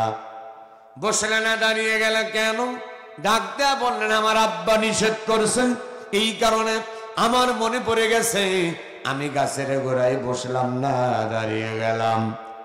মুরব্বী চাচা ডাক দেয়া বললেন, ভাতিজা, আমি তোমাকে বললাম গাছের গোড়ায় তুমি বসো। বললেন, না না না, আমার আব্বা নিষেধ করেছে, আব্বার কথা আমি অমান্য করতে পারবো না। আওয়াজ দিয়ে কি একবার জোরে বলতে পারবেন মারহাবা? লোকমান হাকিমের সন্তানকে ওই মুরব্বী চাচা ডাক দেয়া বললেন, ভাতিজা শোনো, তোমার আব্বা কি আমার কথা কিছু বলে নাই? বলে, না না, আপনার কথা কেমনে বলবে? মানে তোমার আব্বা কি কোন চাচার কথা কি বলছে? বলে, হ্যাঁ, একজন চাচার কথা বলছে। ওই চাচার গুণ, বাস কয়েকটা গুণের কথা বললেন। এইবার চাচা হাত আমার দিকে তাকান, চাচা হাতটা এমন ভাবে ধরলেন, এবারে লোকমান হাকিমের সন্তান মাথাটা নাড়ায়া বললেন, হ্যাঁ চাচা, আপনার কথাই আমার আব্বা বলছে। লোকমান হাকিমের সন্তানকে ওই চাচা ডাক দেওয়া বললেন, ভাতিজা, তাহলে আমি তোমারে বললাম গাছের গোড়ায় বসো, গাছের গোড়ায় বসলেন, ক্লান্ত শরীর যখন বসেছে, মৃদু মৃদু আস্তে আস্তে যখন বাতাস যখন গায়ে লেগে গেছে, লোকমানে হাকিমের সন্তান গাছের গোড়ায় ঘুমিয়ে গেছে। আপনি যদি 6-7 দিন ক্লান্ত থাকেন, কক্সবাজারে গিয়েছেন, ঢাকায় ব্যবসার কাছে, এই যে কুরবানি সামনে, রমজান মাসের ঈদেও ঢাকা শহরে গরু বিক্রি করবার জন্য যায় কি যায় না, ক্লান্ত হয়। আসার সময় অনেক মলম লাগায়া ব্যবসায়ীর পকেট থেকে টাকা নিয়ে চলে যায়। ঘুমন্ত ব্যবসায়ী একটুখানিও বুঝতে পারে না। লোকমানে হাকিমের সন্তান ক্লান্ত, ঘুমিয়ে গেছে। অনেক সময় পরে ঘুমটা যখন ভেঙে গেছে, লোকমানে হাকিমের সন্তান লক্ষ্য করে দেখে ওই গাছের গোড়ায় বিশাল একটা অজগর সাপ 2 টুকরা হয়ে পড়ে আছে। একবার জোরে কি বলতে পারবেন মারহাবা? লোকমানে হাকিমের সন্তান ডাক দেয়া বললেন, চাচা, আমি যখন গাছের গোড়ায় বসলাম সাপ ছিল না, একটু ঘুমিয়েছি, ঘুম থেকে উঠলাম, ওঠার পরে এখন দেখতে পাচ্ছি এত বড় সাপ। ও চাচা, সাপ কোথায় ছিল, কোথা থেকে এসেছে, আর এই সাপটা মারল কে, আমাকে বলতে হবে। চাচা বললেন, বাবা আপাতত বলা যাবে না, সামনে চলো, একটু পরেই তোমাকে বলে দেব। রওনা হয়ে গেলেন। যাইতে যাইতে গ্রামের মানুষ পরিচয় তখন পেয়ে গেলেন। ভক্তবৃন্দরা লোকমানে হাকিমের সন্তানকে ভালোবাসা দিলেন। কিছু কিছু মানুষ বললেন কয়েকদিন থাকতে হবে, খাবার দাবার, যেমন আমাদের প্রিয় আল্লামা দেলোয়ার হোসেন সাইদি রহিমাহুল্লাহর সন্তান শামীম বিন সাইদি ভাই তেমন কিন্তু আলোচনা করে না, কিন্তু তার সন্তান হওয়ার কারণে তার মুখের কথাগুলা শোনার জন্য চাতক পাখির নেই আমরা হাজার হাজার মানুষ যাই। কথা কোন ঠিক কিনা? সাইদে হুজুরকে কলিজা দিয়ে ভালোবেসেছি, তার ছেলে আসবে আর আমরা যাব না, ঠিক কিনা? আমার বাপজান লোকমান হাকিমের সন্তানকে রাখলেন, কয়েকদিন থাকলেন, খুব তাড়াতাড়ি শেষ করে দেব আমার বাপজানেরা। তার কারণ হলো আবার সামনে ফজরের নামাজ কি আছে, এটাও বলতে পারলেন আমার নামাজই পড়েন না নাকি? এই মসজিদে এশার নামাজ পড়লাম আমরা কয়েকজন মিলে, দেখলাম এক কাতার মোটামুটি ওলামায়ে কেরাম মিলে নামাজ পড়া হলো। অবন্ধু যারা নামাজ পড়েন না, আপনাদেরকে নামাজের দাওয়াত দিয়ে গেলাম। দেশে যখন ইসলাম কায়েম হবে, 1 নাম্বার নামাজের বিল পাস হবে, তখন কেউ বলবে না নামাজ পড়ো মুমিন ভাই ভাই, নামাজ ছাড়া জান্নাতে যাওয়ার উপায় নাই। কেউ বলবে না আইন পাস হয়ে যাবে, আপনি যদি নামাজে না যান পুলিশ আসবে ডান্ডা মারতে মারতে ঠান্ডা করতে করতে জেলখানায় নিয়ে যাবে। ওই কবের ভয়ে আল্লাহর ঘর মসজিদে নামাজে যাবে। কথা কোন ঠিক কিনা? লোকমান হাকিমের সন্তান কয়েকদিন থাকার পরে ওই গ্রামের লোকেরা সবাই বললেন, কানা ঘষা শুরু হয়ে গেল, অমকের মেয়েটা তো অনেক সুন্দর, লোকমান হাকিমের সন্তানের সঙ্গে খুব মানাবে, খুব মানাবে। প্রস্তাব দেওয়া হলো। লোকমান হাকিমের সন্তান বললেন, না না, এই মেয়েকে আমি বিবাহ করতে পারবো। সবাই বলেন আল্লাহ খুশি হবে, এই মেয়েকে বিবাহ করতে পারবো। প্রস্তাবকারী ডাক দেয়া বললেন, বাবা তোমার আব্বা আমারে মোহাব্বত করে, আমিও তোমার আব্বারে ভালোবাসি, এই প্রস্তাব যদি তোমার আব্বারে দিতাম, তোমার আব্বা আমার প্রস্তাব ফিরাইয়া দিতে পারত না। তুমি সন্তান, আমার অত বোঝো না, জানো না, চেনো না, এই কারণেই প্রস্তাব তুমি ফিরাইয়া দিছ। একটু আমার প্রস্তাবে তুমি ভাবো। একবার, দুইবার, তিনবার বললেন। লোকমান হাকিমের সন্তান বললেন, না না, ওই সুন্দরী মেয়েকে আমি বিবাহ করতে পারবো না। আমার আব্বা ওই মেয়েকে বিবাহ করতে নিষেধ করছে। আমরা হলে বাপ নিষেধ করছে তাতে কি বসা কথা কন নাকে? হে, এত সুন্দর চকচক আছে হেরা, আব্বার খায়া দেয়া কাম নাই, সংসার করবো আমি, আব্বা নিষেধ করার কি কথা কন নাকে? লোকমান হাকিমের সন্তান বললেন, না, আব্বা যখন নিষেধ করছে এই বিবাহ আমি করতে পারবো। লোকমান হাকিমের ছেলের সঙ্গে আছে কে? আল্লাহ না, চাচা, ওই যে চাচা। আমি বলবো লোকমান হাকিমের ছেলের সাথে আছে কে? আপনারা বলবেন চাচা, চাচা, দুইবার বলবেন।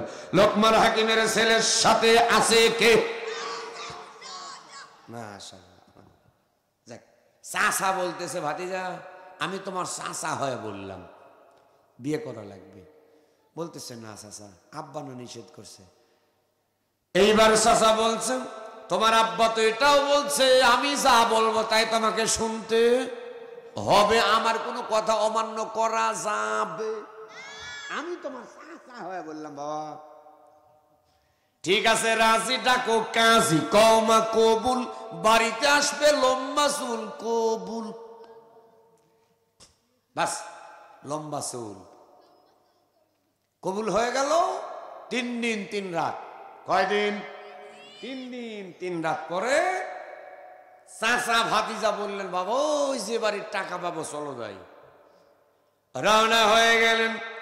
সুন্দরী বউ শ্বশুর বাড়ি রেখে চাচা ভাতিজা রওনা হয়ে গেল এই বাড়িতে। বাড়িতে যখন চলে গেলেন, বাড়িওয়ালা পরিচয় পেয়ে আশ্চর্য হয়ে যায়। গিন্নিকে ডাক দেয়া বললেন, গিন্নি রে, ভাতিজা ছোট্টবেলায় দেখেছিলাম আমার বন্ধু লোকমানের হাকিমের সন্তান আসছে, এই তৈরি করো, ওই খাবার তৈরি করো, এত বড় হয়েছ বাবা আমি চিনতে পারি না। নানার বাড়ি নানির বাড়ি যদি 10 বছর 12 বছর পর ছোট্টবেলায় গিয়েছেন, 10 বছর পর যখন গেলেন, অনেক মানুষ আপনার দিক তাকিয়ে থাকবে আর বলবে, বাবা তুমি কার বাড়িতে আসছো, কার বাড়িতে আসছো? বলে কি বলে না? লোকমান হাকিমের সন্তান সব পরিচয় পেয়ে গেলেন। সব পরিচয় দেওয়ার পরে এবার চাচা ভাতিজা গল্প কথাবার্তা বলতে বলতে খাবার দাবার হয়ে গেল। বাড়িওয়ালা ডাক দিলেন। লোকমান হাকিমের সন্তান বললেন, চাচা যান, আব্বা এই পত্রটা দিয়েছেন, এই কাগজটা দিয়েছেন, পত্রে লেখা আছে, বন্ধু তোমার কাছে এতগুলা আমি টাকা পাই, এতদিন হয়ে গেল তুমি দাও না, আমার সন্তানরে পাঠিয়ে দিলাম, এই সন্তানের কাছে টাকাগুলা দিয়ে দিও। এইবার বাড়িওয়ালা ডাকতে বললেন, ভাতিজা তোমাকে রাত্রিতে থাকতে হবে। লোকমান হাকিমের সন্তান বললেন, না চাচা আমি আপনার বাড়িতে থাকতে পারবো। জোরে, পারবো। বাড়িওয়ালা বললেন, না ভাতিজা তুমি যদি না থাকো, রাত্রিতে না থাকো, তাহলে তোমাকে কিন্তু আমি টাকা দেব। টাকা নিতে হলে রাত্রিতে থাকতে হবে। আর লোকমান হাকিমের সন্তানকে লোকমান হাকিম বলে দিয়েছেন, রাত্রিতে থাকা যাবে না। পাশে আছে কে? চাচা। ডাকতে বললেন, চাচা ভাতিজা যেখানে আল্লাহর রহমত। অনেক চাচা মাঝে মাঝে বাপ মারা গেলে তাই হয়, তাই হ্যাঁ, ও কাকা আব্বা মারা গেছে, এই ভিটার দলিলটা দাও, ওই অমুক ওই যে পটলের ক্ষেতের জমিটার ইয়ে দাও, দলিল দাও। হয়ে যা, তোর বাপ মারা গেছে, তোর বাবার দলিল আমার কাছে থাকবে কি? আমার কাছে দলিল মলিল নেই, যা। আছে না নাই? ভাতিজারে জমা জমি ফাঁকি দিতে চায়, এইরকম কিছু চাচাও আছে না নাই? আছে। হক নষ্টকারীকে আমার আল্লাহ পছন্দ করে। পৃথিবীর সব গুনাহ আল্লাহ আপনাকে মাফ করতে পারে। তাকান, পৃথিবীর সব গুনাহ আমার আল্লাহ আপনাকে মাফ করে দিতে পারে, কিন্তু হকদারির হক যদি নষ্ট করে ওই ব্যক্তি মাফ না করা পর্যন্ত আমার আল্লাহ আপনাকে মাফ করবে না।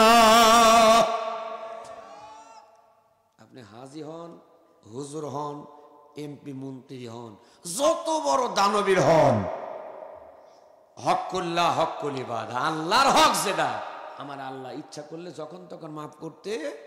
কিন্তু আপনি আমার কাছ থেকে 100 টাকা নিছেন, দিবেন বলে দেন নাই, মারা গেছেন। আমি যদি এই টাকা আপনারে মাফ না করি আমার আল্লাহ মাফ করবে? এই একসাথে করবে? অনেক ভাই ভাই বোনদের হক নষ্ট করে, জমা জমি মা বাবা মারা গেছে ভাগ বাটারা করে দিতে চায়।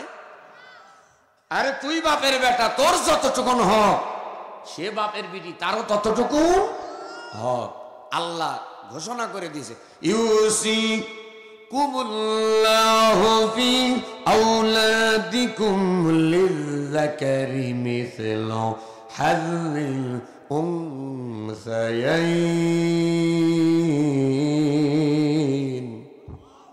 ছেলে যদি পায় 1 টাকা, মেয়ে পাবে 8 আনা। সবাই বলেন মেয়ে পাবে 8 আনা। তাহলে আল্লাহ তোমার ভাগ বাড়া দিয়েছে, তুমি 1 টাকা, তোমার 1 টাকা যদি পেট না ভরে তাহলে জাহান্নামের আগুন ছাড়া তোমার পেট ভরা সম্ভব? আর যদি সম্ভব না, খবরদার বন্ধের হক নষ্ট করবেন না, পাড়া প্রতিবেশীর হক নষ্ট করবেন না। আর এখন তো আমাদের দেশে আইল, জমিনের আইল, আইল আইল বোঝেন তো? কথা আইল বোঝেন? আইলই তো না। আইল এইরকম মোটা ছিল, এইরকম প্রথম আগে এইরকম ছিল, মোটামুটি 2-3 জন যাওয়া যাইতো, কাটতে কাটতে ছাঁটতে এইরকম। এখন এইরকম এইরকম হয়েছে। এই নিচের দিক তাকান, মানে নিচের দিকে টোষার, কিন্তু উপরের দিকে এরকম পা এইভাবে ছাড়া এইরকম ভাবে সোজা করে ফালানো যায়? যেরকম যায় ওই মাটি নিয়ে তো কবরে যাবে। সাবধান। কি চাচা ঠিক আছে? হ্যাঁ ঠিক, মানে কি 100%। লোকমান হাকিমের কথা বলছিলাম। এইবার ওই চাচা বললেন থাকো, রাত্রি বেলায় যখন থাকলেন, এইবার সকালবেলা আমার দিকে লক্ষ্য করুন। সকালবেলা সবাই ঘুম থেকে ওঠে, সবাই ঘুম থেকে ওঠে, কিন্তু একজন ব্যক্তিকে আর দেখা যায় না। লোকমান হাকিমের সন্তান উঠলেন হাউমাউ করে কাঁদা, কান্নার যখন আওয়াজ, লোকমান হাকিমের সন্তানের ঘুমটা ভেঙে গেল। চাচারে ডাক দেয়া বললেন, চাচা কি হলো, বাড়িতে এত কান্নার আওয়াজ কেন? বলতেছে এইটা হলো গজবের এলাকা, এখন থাকা যাবে না, চলো চলে যায়। ও চাচা কি হয়েছে? রাত্রিবেলায় ভালো মানুষ একসঙ্গে ঘুমাইলাম, থাকার জায়গা কেমনে দিছেন? ডান পাশে বাড়িওয়ালার সন্তানরে দিছে, এই যে মনে করেন এই পাশে একজন, এই পাশে একজন, বাড়িওয়ালার সন্তানকে একটি জায়গায় একটি বিছানায়, আর লোকমান হাকিমের সন্তানরা আর এক বিছানায় নিয়ে নিছে। রওনা হয়ে গেলেন চাচা ভাতিজা শ্বশুর বাড়ি যখন গেলেন, বিবিরে নিয়া কয়েকদিন পরে বাড়ির উদ্দেশ্যে যখন রওনা হয়ে গেল, কিছুদিন ওই যে যেই গাছের কাছে দেখা হয়েছিল ওই গাছের কাছে যাওয়ার পরে চাচা ডাক দেয়া বললেন, ভাতিজা তোমার রাস্তায় তুমি যাও, আমার রাস্তায় আমি যাই, আল্লাহ হাফেজ।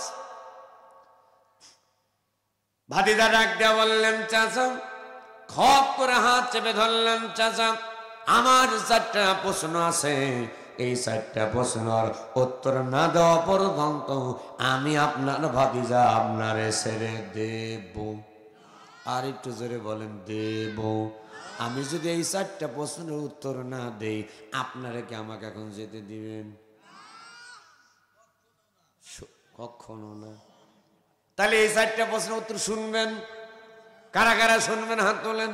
টান টান 1 হাত না 2 হাত তোলা লাগবে। এটা যদি ঝাঁকিদারির হয়, লিল্লাহি তাকবীর, নারায়ে তাকবীর।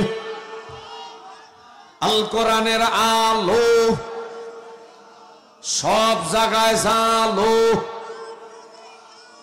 আল্লাহর আইন চাই, আমার নেতা তোমার নেতা, লিল্লাহি তাকবীর। আলহামদুলিল্লাহ। মাদ্রাসার সভাপতি চাচা না?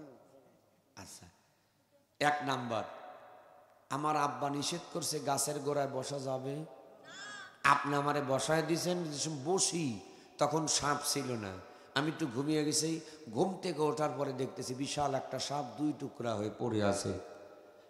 ওই সাপটা মারল কে? বোঝেন নাই? 2 নাম্বার, এই সুন্দরী এই মেয়েকে আমার আব্বা নিষেধ করছে বিবাহ করা যাবে না, এটা আপনি বিবাহ দিয়ে দিলেন, কারণটা কি? আব্বা নিষেধ করলো, আপনি কেন দিলেন? 3 নাম্বার, ওই বাড়িতে গেলাম, আব্বা নিষেধ করছে থাকতে, আপনি থাকালেন, রাত্রিতে ভালো মানুষ শুইলাম, আর সকালবেলাতে কান্নাকাটি করতেছে, কারণটা কি? 4 নাম্বার, আপনার পরিচয় আমি জানতে চাই, আপনি ডাকে মারহাবা করেন, শুনবেন? আচ্ছা, 1 নম্বর প্রশ্ন হল, গাছের নিচে আমার আব্বা নিষেধ করেছে বসার জন্য, আপনি জোর করায়া বসা দিলেন, বসার সময় সাপ পাইলাম না, একটুখানি বসেছি, ঘুমিয়ে গেলাম, ঘুম থেকে ওঠার পরে সাপ দেখতে পেলাম, এই সাপটা কোথা থেকে এসেছে, সাপটা মারল কে? 2 নম্বর হল, এ সুন্দরী মেয়েকে আব্বা নিষেধ করছে বিবাহ করা যাবে না, আপনি বিবাহ করাইয়া দিলেন, কারণ কি? 3 নম্বর, শুইলাম একসঙ্গে, ঘুমাইলাম একসঙ্গে, সকালবেলা উঠে দেখি কান্নাকাটি, কারণ জানতে চাই। বাড়িদায়রা শুনলাম, এই যে গাছটা দেখতে পাচ্ছ বিশাল একটি গাছ, এই গাছে একেবারে উপর ডালে এই সাপটা থাকতো, যত মানুষ এখান দিয়ে যেত, যারা যারা আরামের জন্য এই গাছের গোড়ায় বসত, এই সাপটা নেমে ধ্বংসন করতো, বিষ প্রয়োগ করতো, রক্ত চুষে খেত, মানুষেরা মারা যেত। তোমার আব্বা এইটা জানে, তোমার আব্বা এইটা জানে, তুমি যদি এইখানে বসো, ঘুমিয়ে যাও, আর সাপটা নেমে তোমারে কিন্তু কামড় দিতে পারে, মেরে ফেলতে পারে, এই কারণেই তোমার আব্বা এই গাছের গোড়ায় বসার জন্য নিষেধ করছে। আর এই যে মেয়েটা 2 নম্বর, এই মেয়েটা তোমার আগে আরো 2টা স্বামী গিয়েছে, বাসর রাত্রিতে স্বামীরা মারা যায়, মেয়েটের পেটের ভিতর কি আছে আল্লাহ জানে, বাসর রাত্রিতে বের হয়, তার স্বামী যেই থাকুক, ওইটা সঙ্গে সঙ্গে স্বামীকে হত্যা করে ফেলে, মেরে ফেলে।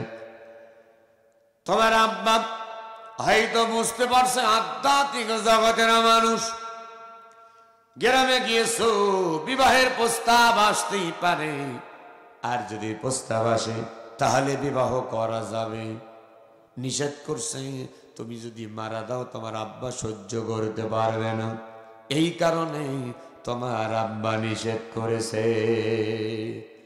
3 নম্বর, যেই বাড়িতে রাত্রিবেলায় ভালোভাবে ঘুমাইলাম, বাড়িওয়ালার সন্তান বিছানায়, এক বিছানায় তুমি আর এক বিছানায়, ওই বাড়িওয়ালা বহুত মানুষের কাছ থেকে টাকা, আওলাদ নেই, ঋণ নেই, ধার নেই, টাকা চাইলে পারে বাড়িতে আসে, রাখে, যাইতে দেয় নাই, রাত্রিবেলায় তার একটা বালিশ পাটি আছে, ওই বালিশ পাটি দিয়া রাত্রিবেলায় অপারেশন করে হত্যা করে ফেলে, আর বাড়ির পাশে আছে নদী, ওই নদীতে লাশটা ভেসে দেয়। তোমাকে মারার জন্য রেডি, তুমি যেই বিছানায় এসে ঘুমিয়ে গেছো, বাড়িওয়ালার সন্তান একসঙ্গে রাখার কারণ হলো কোন মানুষ যেন সন্দেহ না করে, এই কারণে পাশাপাশি বিছানা দেয়। তুমি যখন ঘুমিয়ে গেছো ওই মুহূর্তে তোমার ডান পাশ থেকে বাম পাশে দিয়ে দিছি, অথবা তুমি বাম পাশে ছিলে বাম থেকে ডানে দিয়েছি, আর ওই সন্তানকে ডান থেকে বাম পাশে দিয়েছি, শুধুমাত্র বিছানা উল্টা পাল্টা করে দিয়েছি। কিন্তু ওরা তো জানে না, ওরা জানে ডান পাশে অথবা বাম পাশে তুমি আছো এই পাশে।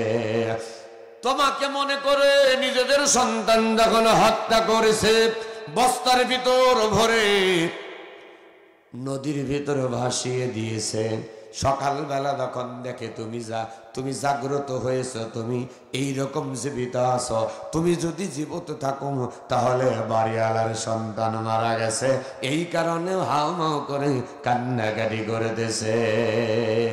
আমার বাপদানেরা, অনেক মানুষ আমরা নিজেরা ক্ষমতা টিকে রাখার জন্য, নিজেরা নিজেদের ক্ষমতা টিকায়া রাখার জন্য অনেক মানুষকে আমরা অন্যায়ভাবে হত্যা করছি। এমন একদিন আসবে নিজেদের মানুষেরা নিজেদের হত্যা করবে, কেউ বাঁচাইতে পারবে না। হাতটা তুলে কথা কি বলা যায়, ঠিক কিনা? আবার বাপজান 3 নম্বর হয়ে গেল। বললেন চাচা এইবার আপনার পরিচয় দিয়ে দেন। ওই যে সাপ আপনি মারলেন, কিন্তু আপনি কোথায় ছিলেন? সাপ আমারে দেখতে পাবে, আপনারে দেখতে পাবে না। আপনি কি, আপনি কোথা থেকে এসেছেন? রাত্রিবেলায় সবাই ঘুমায় গেল, আপনি থাকলেন, আমাদের দেখতে পাইল, আপনাকে দেখতে পাইল না। কারণটা কি? এইবার সঙ্গে সঙ্গে মুরব্বী চাচা ডাক বললেন, ওয়াকানা হাক্কান আলাইনা নাসরুল মুমিনিন।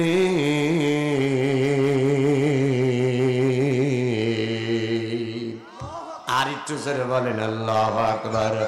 ইমানদার মুমিন বান্দা বান্দি যখন বিপদে পড়ে যায়, আল্লাহ রাব্বুল আলামিন ওই ব্যক্তিদের সাহায্য করবার জন্য আমার আল্লাহর ওয়াজিব হয়ে যায়।